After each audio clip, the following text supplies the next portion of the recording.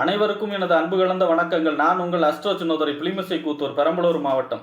சூரியன் பொதுவாக ஜோதிட சாஸ்திரத்தில் 9 கிரகங்கள் இருக்கிறது. இந்த 9 கிரகங்களுடைய அமைப்பை பொறுத்து தான் நம்ம பலனே எடுக்க முடியும், சொல்ல முடியும். ஆக அந்த வரிசையில் 9 கிரகங்களுக்கும் தலைவன் என்று சொல்லக்கூடிய சூரியன் ஒருவருடைய ஜாதகத்தில் எப்படி இருந்தால் இப்படிப்பட்ட பலன்களை தருவார். சூரியனுடைய காரகத்துவங்கள் முதல்ல என்னென்னா, எதெல்லாம் நம்ம வாழ்க்கையில் எதெல்லாம் சூரியனை குறிக்கக்கூடிய இருக்கும், சூரியனை குறிக்கக்கூடியதாக இருக்கும். சூரியன் ஒருவருடைய ஜாதகத்தில் வலுவாக இருந்தால் எப்படிப்பட்ட பலன்கள் ஏற்படும், சூரியன் ஒருவருக்கு பலகீனப்பட்டால் அவர்கள் அனுபவிக்கக்கூடிய பிரச்சனைகள் என்ன, அதற்கான பரிகாரங்கள் என்ன, வழிபாடுகள் என்ன என்பதையெல்லாம் பற்றி இந்த காணொலியிலே பார்ப்போம். இது போன்ற தொடர்ந்து ஜோதிட தகவல்களை பெறவும், தமிழ் மாத ராசி பலன்களை தெரிந்து கொள்ளவும் நமது சேனல் ஆஸ்ட்ரோ சின்னதுரையை சப்ஸ்கிரைப் செய்து கொள்ளுங்கள், லைக் பண்ணுங்கள், நண்பர்களுக்கு ஷேர் பண்ணுங்கள். அதாவது ஜோதிட சாஸ்திரத்தில் சூரியன் நவகிரகங்களுடைய தலைவன். சிம்ம ராசியில் ஆட்சி பெறுகிறார். ஒரே ஒரு வீடு தான், 12. அதாவது எல்லா கிரகத்துக்கும் 2 வீடு இருக்கும். சூரியனுக்கும் சந்திரனுக்கும் மட்டும் ஒரே வீடு தான். சூரியனுக்கு சிம்மமும், கடகம் வந்து சந்திரன். அடுத்ததாக ராகுக்கு வீடு கிடையாது. அந்த வரிசையில் சிம்ம ராசிக்கு ஒரே ஒரு வீடு தான், அதாவது சூரியனுக்கு ஒரே வீடு தான் சிம்மம். இந்த சிம்ம ராசியில் தான் சூரியன் ஆட்சி பெறுகிறார். இந்த சிம்ம ராசியில் தான் சூரியன் மூலத்திரிகோணம் அடைகிறார். இது ரொம்ப முக்கியமான விஷயம். மூலத்திரிகோணம் அப்படின்னா ஒரு கிரகம் அந்த இடத்துல இல்லைன்னா கூட அவருடைய ஆதிக்கம் நிறைந்ததாக சொல்லப்படுகிறது தான் மூலத்திரிகோணம். அப்போ சிம்மத்தில் சூரியன் மூலத்திரிகோணம் அடைகிறாருன்னா சூரியனுடைய முழு பவரும் சிம்மத்தில் இருக்கும். அதான் சிம்ம லக்னத்தில் பிறக்கிறவங்க தான் பார்த்தீங்கன்னா சகோதரருக்கு தோஷத்தை கொடுக்கும், எதிர்த்த வீட்டுக்காரவங்களை பாதிக்கும். எதிர்த்த வீட்டுக்காரவங்க சிம்ம லக்கணக்காரங்களாக இருந்தாங்க மட்டும்தான் அவங்களால தாக்கு பிடிச்சி நிற்க முடியும். வேறு லக்கணக்காரங்களாக இருந்தால் அவங்களுக்கு தொடர்ந்து சரிவுகளை ஏற்படுத்திக்கிட்டே இருக்கும். இந்த சிம்ம லக்கணத்துக்கு வீட்டுக்காரவங்களுக்கு நேர் ஆப்போசிட்டாக இருக்கக்கூடிய வீட்டுக்காரங்களை அந்த அளவுக்கு பவர்ஃபுல்லு அப்படின்னா அந்த சிம்மம். அந்த சிம்மத்துக்கு அதற்கான காரணம் சூரியனுடைய மூலத்திரிகோண வீடு. அடுத்ததாக பார்த்தீங்கன்னா இந்த சூரியனுக்கு உச்சம் பெறுகிற வீடு அப்படின்னா அது மேஷம். இந்த மேஷ ராசி, அதாவது சூரியன் எந்த ராசியில் சஞ்சரிக்கிறாரோ அதுதான் தமிழ் மாதமாக வரும். மேஷத்தில் சஞ்சரித்தா சித்திரை மாதம், ரிஷபத்தில் சஞ்சரித்தா வைகாசி மாதம். அதன் அடிப்படையில் பார்த்தீங்கன்னா சித்திரை மாதம், அதாவது சூரியன் உச்சமாக இருக்கக்கூடிய காலம். அதனால தான் சித்திரையப்பன் தெருவிலே நிற்பான் அப்படின்னு ஒரு பழமொழி உண்டு. ஏன் அப்படின்னா சூரியனுடைய அதிதேவதை யார் அப்படின்னா சிவபெருமான். சிவபெருமானுக்கு மேக்சிமம் தேர் திருவிழா நடக்கக்கூடிய மாதம் எது அப்படின்னா சித்திரை மாதம்தான். அப்போ சிவபெருமான் தெருவில் தேரோடு இறங்கி வரக்கூடிய நேரம் தான் இந்த சித்திரை மாதம். அதாவது சித்திரையப்பன் தெருவில் நிற்பான் அப்படிங்கிறதுக்கான அர்த்தம். அப்போ சூரியன் முழு பவராக இருக்கக்கூடிய இடம் எது அப்படின்னா மேஷம். மேஷத்தில் அதாவது சித்திரை மாதம் பிறந்தவங்க தந்தைக்கு ஆகாது அப்படிங்கிறதுலாம் இல்லை. அதாவது சித்திரை நட்சத்திரத்தில் சூரியன் சஞ்சரிக்கக்கூடிய காலம் தான் தந்தைக்கு ஆகாது. ஏன் அப்படின்னா சித்திரை நட்சத்திரம் 3-4 பாதம் இதில் வரும். இதில் துளாராசியில் வரும். துளாராசியில் சூரியன் சஞ்சரிக்கக்கூடிய காலம் ஐப்பசி மாதம். அப்போ துளாராசியில் சூரியன் நீச்சமாகி சஞ்சரிக்கக்கூடிய காலம், அந்த காலம்தான் தந்தைக்கு ஆகாது. இந்த பொதுவாக பெரிய பெரிய அரசியல் தலைவர்கள், சர்வாதிகாரிகள் அரசியலில் ஜெயிக்கணும், ஒரு தலைவனாக மிகச்சிறந்த தலைவனாக இருக்கணும், எல்லாத்துக்கும் வேலை பிரித்து கொடுக்கணும், கட்டளை இடக்கூடிய இடத்துல இருக்கணும் அப்படின்னா அது சித்திரமாக சூரியன் முழு பவராக இருக்கக்கூடிய பிறந்தவங்களால் மட்டும்தான் முடியும். ஏன்னா அவர் தான் ராஜா.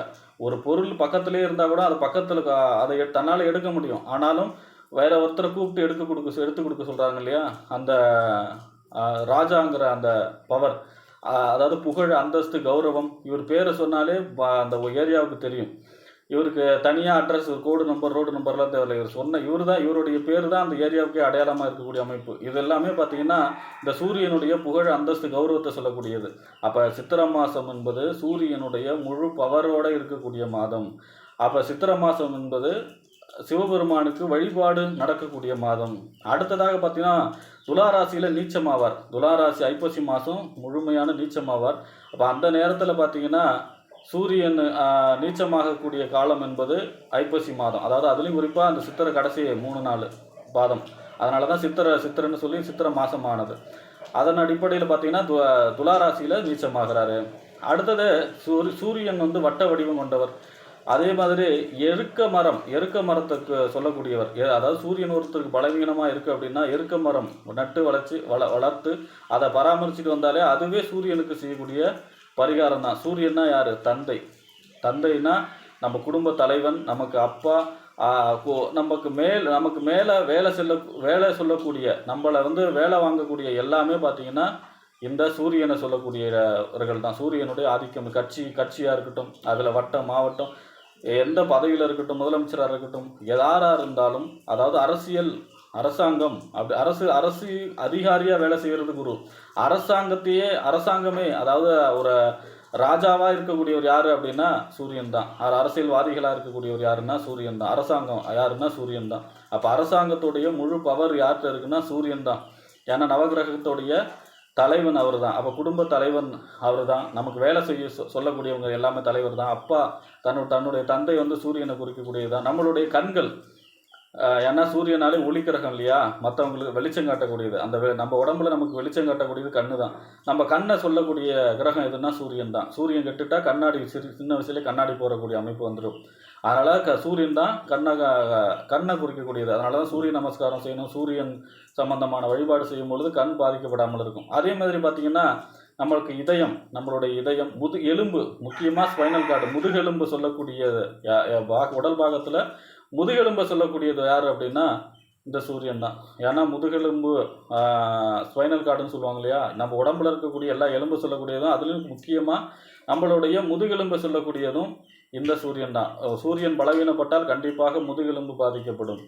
அதேமாரி உஷ்ண சம்பந்தப்பட்ட நோய், தீராத தலைவலி, காய்ச்சல், அதே மாதிரி தைராய்டு, முதுகெலும்பை பாதிக்கிறது, இந்த மாதிரியான நோய்களை சொல்லக்கூடியதும் இந்த சூரியன் தான். சூரியன் பலவீனப்படும் பொழுது இது மாதிரியான விஷயங்களால் அவர்கள் பாதிக்கப்படுவார். சூரியன் வலுவாக இருக்கும் பொழுது அவர்கள் பெயர், புகழ், அந்தஸ்து, கௌரவத்தோடு இருப்பாங்க. அதாவது வீட்டிலேயே ஒன்றுமே இல்லைன்னா கூட வெளியில் அவங்களுக்கு அந்த பெயர், புகழ், அந்தஸ்து, கௌரவம் இருந்துக்கிட்டே இருக்கும்.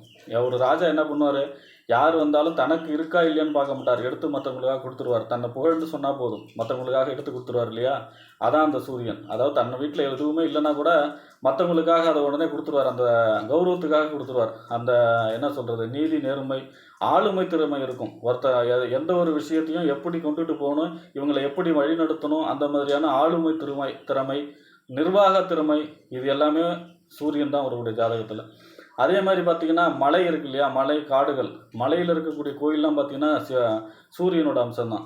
அப்போ சூரியன் ஒருத்தர் பலவீனப்பட்டுனா மலை மேலே இருக்கக்கூடிய சிவபெருமான், மலை மேலே இருக்கக்கூடிய முருகப்பெருமான், மலை மேலே இருக்கக்கூடிய தெய்வங்களை வழிபாடு செய்யும்போது சூரியனுக்கு மிக சிறந்த பரிகாரமாக இருக்கும். காட்டுக்குள்ளே இருக்கக்கூடிய கோயிலில் போய் வழிபாடு செய்யும்போதும் சூரியனுடைய பரிகாரமாகவே இருக்கும். சூரியனை வலுப்படுத்துவதற்கு அதுவும் உதவும். அதே மாதிரி பார்த்திங்கன்னா ஒருத்தர் அரசியல்வாதியாகணும், ஒரு அரசாங்கம், ஒரு மக்களுடைய ஆதரவோடு ஒரு அரசாக இருக்கணும். அரசுக்கிட்ட போய் வேலை செய்கிறவர் குரு. ஆனால் அரசாங்கத்தை உருவாக்கக்கூடியவர் யாருன்னா இந்த சூரியன் தான். பொதுவாகவே சூரிய திசை 6 வருஷம் நடக்கும் இல்லையா. இந்த 6 வருஷம் பார்த்திங்கன்னா பெரும்பாலும் பொருளாதார வளர்ச்சியை விட தனக்கு புகழ், அந்தஸ்து, கௌரவம், இந்த மாதிரியான உயர்ச்சி, ஒரு பகட்டான நிலையை தான் கொடுக்க முடிஞ்சு, பொருளாதார சம்பந்தமான பெருசாக வளர்ச்சி கொடுக்காது. ஏன்னா சூரியன் ராஜா இல்லை, தனக்கு இல்லைன்னா கூட அடுத்தவங்களுக்கு எடுத்து கொடுத்துட்டு குடும்பத்துக்கு பயன்படாதவராக இருப்பாருவாங்க இல்லையா, வெளியே வந்துட்டு வெள்ளை வேட்டி சட்டை கட்டிட்டு போயிட்டு வருவாங்க இல்லையா, அந்த மாதிரி அமைப்புலாம் சூரியன் தான். பொதுவாக சூரியன் புதனோடு சேர்ந்தால் புத ஆதித்ய யோகமாக இருக்கும். அதாவது இன்டெலிஜென்ட், அறிவாளி, மிகப்பெரிய அறிவாளியாக இருப்பாங்க. அறிவு திறமை, அறிவு கூர்மை, ஆராய்ச்சி, மறைபொருள் ஞானம், இதெல்லாம் தெரிஞ்சுக்கக்கூடியவங்களாக இருப்பாங்க. சூரியனும் சந்திரனும் சேர்ந்தால் அதான் அமாவாசை யோகம் அப்படின்னு சொல்லுவாங்க. சூரியனும் சந்திரனும் தான் பூமியில் பெரிய மாற்றத்தை ஏற்படுத்துறது. அப்போ சூரியனும் சந்திரனும் சேர்ந்தால் அது அமாவாசை யோகம், அது ஒரு சிறப்பான யோகம். சூரியனுக்கு நேர் 7ல், சூரியனுக்கு 7வது பார்வை இருக்கு இல்லையா, அப்போ சூரியனுக்கு நேர 7வது இடத்துல சந்திரன் தான், அதான் பௌர்ணமி. சூரியனும் சந்திரனும் ஒன்றா இருந்தால் அமாவாசை, சூரியனும் சந்திரனும் 7க்கு 7 நேராக ஒருத்தருக்கு ஒருத்தர் 7வது பார்வையை பார்த்துக்கிட்டா அதான் பௌர்ணமி. அப்போ சூரியனும் சந்திரனும் சேர்க்கையும் மிகச்சிறப்பான ஒரு அமைப்பாகும். அதே போல் சூரியனும் கேது சேரக்கூடாது, தந்தைக்கு தோஷத்தை கொடுக்கும், தன்னுடைய புகழ், அந்தஸ்து, கௌரவத்துக்கு தோஷத்தை கொடுக்கும். அதே போல் தான் சூரியனும் ராகும் சேர்ந்தாலும் தந்தைக்கு கடுமையான தோஷத்தை கொடுக்கும், தன் பெயர் புகழுக்கு களங்கத்தை ஏற்படுத்தும். சூரியனும் சனியும் சேர்ந்தாலும் தந்தைக்கு தோஷம். அதே போல் தன்னுடைய பெயர், அதாவது ஒரு உச்சியில் இருப்பாங்க, ஒரு கொடி கட்டி பறந்துக்கிட்டு இருப்பாங்க, திடீர்னு சரிவு ஏற்படுத்துகிறாங்க இல்லையா, அந்த மாதிரி அமைப்புகளை ஏற்படுத்தும். பெரிய பெரிய ஆன்மீகவாதிலாம் இருக்காங்கள்ல, பெயர் புகழோடு இருக்கக்கூடிய பெரிய ஆன்மீகவாதிகள்லாம் சொல்லக்கூடியது யார் அப்படின்னா இந்த சூரியன் தான். அப்போ அடுத்தது பார்த்திங்கன்னா சூரியனும் செவ்வாய் சேர்ந்தால் உத்தியோகம் சம்பந்தமான பிரச்சனைகளை சந்திக்கக்கூடிய அமைப்பில் இருக்கிறது. மற்றபடி சேர்க்கை சிறப்பு. ஆனாலும் வேலை சம்பந்தமான பிரச்சனைகளை மட்டும் இந்த சூரியன் செவ்வாய் சேர்க்கை ஏற்படுத்துகிறது. அதே மாதிரி பார்த்திங்கன்னா சூரியனும் சுக்கிரனும் சேர்ந்தால் திருமணம் சம்பந்தமான பிரச்சனைகள் ஏற்படுத்துகிறது. அதாவது திருமண வாழ்க்கையில் மட்டும் பிரச்சனை ஏற்படுத்து, மற்றபடி யோகத்தை செய்கிறது. சூரியனும் குரு வந்து ஆன்மீக பாதை, சிவராஜ யோகம், அதாவது ஆன்மீக பாதையில் உச்சகட்டத்தை செல்கிறது. சூரியனாலே வந்து பெரிய ஆன்மீகவாதி தான். குரு ஆன்மீக கிரகம். இப்போ ஆன்மீகத்தில் பெரிய அளவில் போயிடுவாங்க. உலக புகழ் அடைஞ்சிருவாங்க ஆன்மீகத்தில். இவங்களுக்கு நிறைய சீடர்கள், ஒரு பெரிய தனி அரசாங்கம் மாரி நடத்தக்கூடிய அமைப்புலாம் பார்த்திங்கன்னா இந்த சூரியனும் குருவும் சேர்ந்த அமைப்பு ஜாதகம் தான். சூரியனும் குருவும் சேர்ந்த அமைப்பு தான் இப்போ ஒரு அரசாங்கத்துக்கு ஈக்குவலான ஒரு பெரிய ஆன்மீகவாதியாக இருக்காங்க இல்லையா, அவங்க எல்லாமே இந்த சூரியனும் குருவும் சேர்ந்தவங்க தான். பொதுவாகவே சூரியனை பற்றி பார்க்கும் பொழுது அவருக்கு வழிபாடு பரிகாரம் அப்படின்னா மலை மேறக்கூடிய தெய்வம், மலையை, அதாவது கிரின்னா மலை, இந்த மலையை சுற்றி வரக்கூடிய வழிபாடு.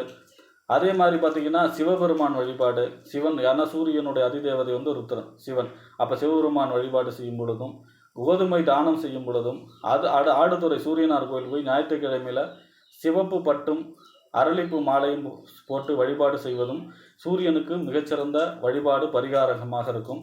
அதே போல் பார்த்திங்கன்னா சூரிய நமஸ்காரம் செய்யக்கூடிய அமைப்பு. கண்டிப்பாக சூரியனா உயிர் இல்லையா, சந்திரன் வந்து உடல். உயிர் கொலைகள் செய்யக்கூடாது. சூரியன் ஆதிக்கம் இருக்க வேணும் அப்படின்னா, சூரியன் நமக்கு பலகீனமாக இருக்குன்னா அவங்க வந்து அசைவத்தை தவிர்க்கணும். அப்படி இல்லைன்னா ஞாயிற்றுக்கிழமை, சூரியனுடைய நாள் எது அப்படின்னா ஞாயிற்றுக்கிழமை இல்லையா, ஞாயிற்றுக்கிழமை மட்டுமாவது அவங்க வந்து அசைவம் தவிர்த்தாங்கன்னா சூரியனுடைய பாதிப்பு ஏதாவது இருந்ததுன்னா அது தோஷம் விலகிடும். அதே மாதிரி பார்த்திங்கன்னா கண்டிப்பாக ஐப்பசி மாதம் பிறந்தவங்களுக்கு சூரியன் நீச்சம் இல்லையா, அவங்க கண்டிப்பாக இந்த மாதிரி சூரிய வழிபாடு பரிகாரம் எல்லாமே செய்யணும். எப்படின்னா எருக்க மரம் நட்டு வச்சு பராமரிக்கிறது. அதேமாதிரி மலைமேலுள்ள கோயிலில் போய் வழிபாடு செய்கிறது. கோதுமை தானம், ஆடுதுறையில் போய் ஞாயிற்றுக்கிழமையில் சூரியனுக்கு சிவப்பு பட்டெடுத்து சாத்தி வழிபாடு செய்கிறது. இது எல்லாமே அவர்களுடைய ஆத்ம பலம் இருக்கும். சூரியன் தான் ஆத்ம பலம். ஆத்ம பலம் இருந்தால் அவங்களுக்கு இந்த மாதிரியான பெல்லி, சூனியம், ஏவல், அதே மாதிரி பார்த்திங்கன்னா யாரோ கண் திருஷ்டி, இந்த மாதிரியான விஷயங்களே பாதிக்காது. பேய் பிடிக்கிறது, இந்த மாதிரி விஷயங்கள்லாம் நடக்காது. ஆத்ம பலம், ஒருத்தருடைய ஆத்ம பலம், ஆத்ம சக்தியை சொல்லக்கூடிய கிரகம் எது அப்படின்னா சூரியன் வலுவாரம் தான். அதான் அவங்க வந்து ஆத்ம பலத்தோடு இருப்பாங்க, திடகாத்திரமாக இருப்பாங்க, கம்பீரமாக இருக்கக்கூடிய அமைப்பெல்லாம் சூரியனை வைத்தே அமையும் என்று கூறி விடைபெறுகிறேன். நன்றி, வணக்கம்.